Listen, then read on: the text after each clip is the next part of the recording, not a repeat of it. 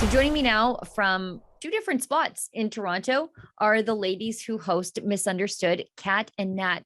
Ladies, thanks for joining me. I wanted to have you on the show because we've had a few victories in the culture war in the last 7 days.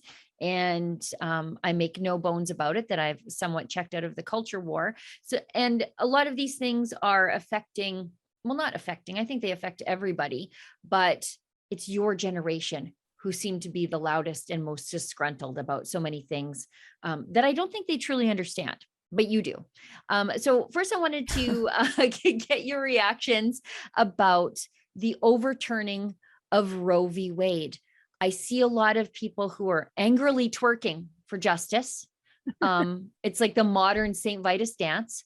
And I really don't think they fully understand what just happened, because a lot of them think it's happening to them, and it's really not. You see these mass protests in LA and you see mass protests in DC, and nothing is going to change in those places. Mass protests in New York, they're going to be aborting babies right up until retirement age. So I don't think much is going to change there.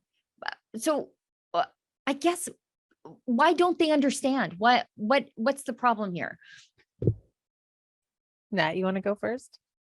Oh, sure. Yeah. So Kat and I actually touched on this in the most recent episode of Misunderstood, and we debunked some of the four main myths that are kind of being perpetuated by the pro-abortion or pro-choice side. And I think they've just been screaming the same lies for so long. And I think that especially a lot of these women or girls who are so deeply offended by it are in university. And as we know, university is basically an indoctrination camp for these women. So I think that that's part of it. Like, there's just no way for these women to access what the overturning of Roe v. Wade actually means, because the people on the left, the pro-abortionists, are just screaming so loud these lies. And yeah, I just think that the truth is getting lost. Like, it's insane. I don't really know.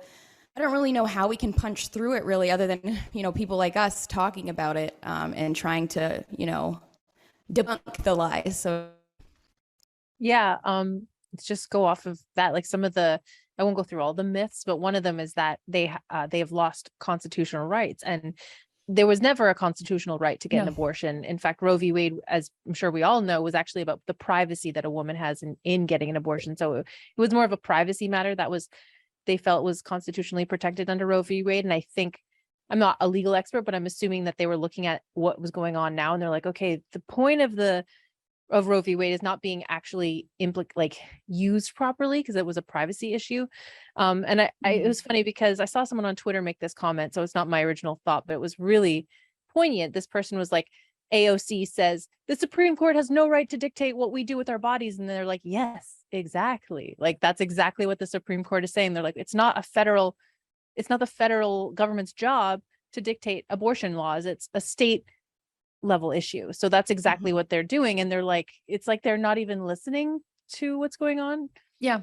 You see them saying that this is anti-democratic when it's completely the opposite. For people who may be getting all their news from the mainstream media, overturning Roe v. Wade in and of itself does not ban abortion. What it does is it turns an issue that always should have been in the hands of the states back to state legislatures, where elected and accountable people who are accountable to the people who elected them, will vote to make a decision. And if they make a decision that the people don't like, those people will become unelected. That is the definition of democracy. But for the left, it feels as though they think democracy means doing the things that they want you to do, not, reacting to the will of the people. Yeah. I think they actually equate the word democracy with leftism, progressivism. It's like authoritarianism. Yeah, exactly. If it's not woke, it's not democratic. It's like, well, sometimes democracy leans the other way. That's the beauty of democracy. Yeah. I think they've totally erased what the meaning of that word means, which is what the left does, is just confuse everyone with these made up definitions, Yeah, it's true.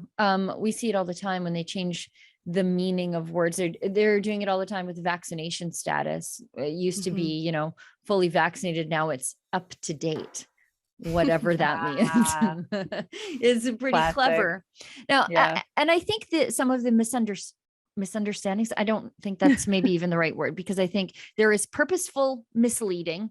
And then there are people who maybe consume a little bit too much mainstream media who just don't know any better.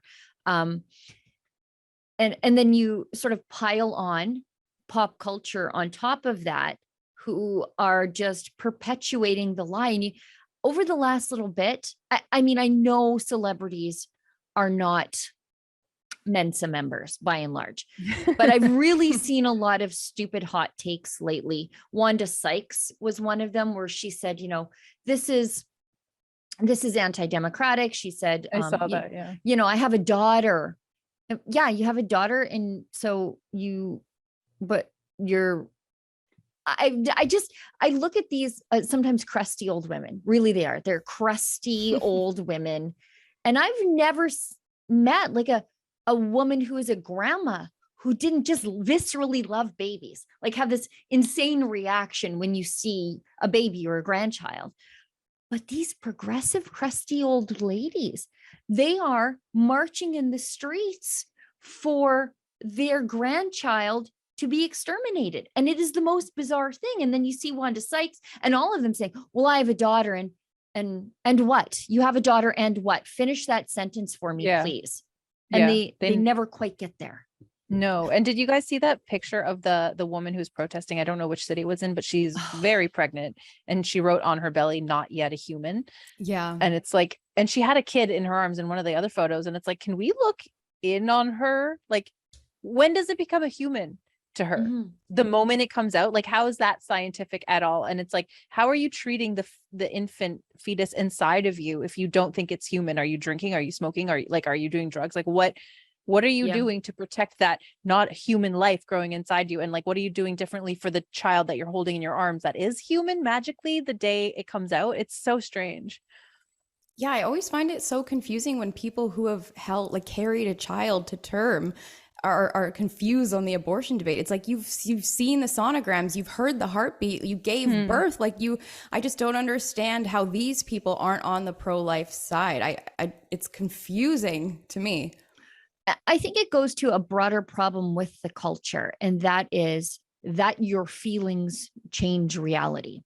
We see this all the time with the transgender debate. And again, I say, live your life however you want. I don't care. I'm too busy to care. Except insofar as you use the government to make me care, or you rob opportunities from girls, or, you want to put on some cleats and hit girls on a Saturday instead of play against boys.